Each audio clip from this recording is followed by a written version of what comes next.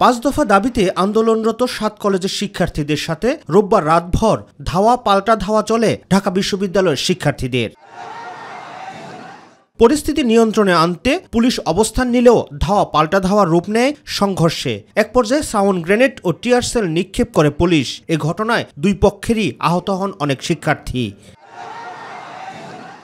এমন পরিস্থিতিতে সোমবার সকালে সচিবালয়ে স্বরাষ্ট্র উপদেষ্টার সভাপতিত্বে অনুষ্ঠিত হয় আইন শৃঙ্খলা সংক্রান্ত কোর কমিটির বৈঠক। 7 কলেজের ছাত্রদের যে একটা বৈঠক শেষে স্বরাষ্ট্র উপদেষ্টা জানান, পুলিশ ধৈর্যের সঙ্গে পরিস্থিতি মোকাবেলা করেছে।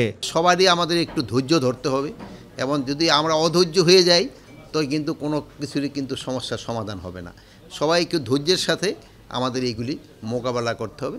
এই ক্ষেত্রে আমরা আইন শৃঙ্খলা বাহিনীরও বলছি, আমরা আপনাদেরও আইন শৃঙ্খলা বাহিনীকে বলতে তারা ধৈর্যের ধারে সাথে জিনিসটা মোকাবেলা করার জন্য, এবং আমাদের ছাত্র ভাইদেরও আমরা অনুরোধ করব প্রত্যেকটা জিনিস একটু ধৈর্যের সাথে এবং আলোচনার মাধ্যমে যেন সমস্যাটা সমাধান হয়, ওই দিকে যেতে হবে।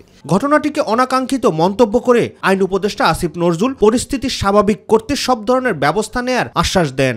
এগুলি তো অনাকাঙ্ক্ষিত, এগুলি অ্যাভয়েড করার জন্য আমাদেরকে আরও বেশি উদ্যোগ নেওয়ার আমরা চেষ্টা করব। পরে সাংবাদিকদের প্রশ্নের জবাবে ডিএমপি কমিশনার শেখ মোহাম্মদ সাজ্জাদ আলী বলেন, পুলিশ না থাকলে শিক্ষার্থীদের মধ্যে চলা সংঘর্ষ রক্তক্ষয়ী হতো। 2টা না কয়টা মাত্র, আর সাউন্ড গ্রেনেড। হ্যাঁ, আমরা তো কোনো ধরনের লেথাল কোনো কিছু ব্যবহার করি নাই, ইভেন পানিটাও ব্যবহার করি নাই 1-2 বার।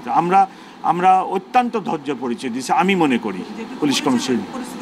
হ্যাঁ, নতুবা তো আপনার রক্তক্ষয়ী সংঘর্ষ হতো। রাকিব হাসান, মাই টিভি, ঢাকা।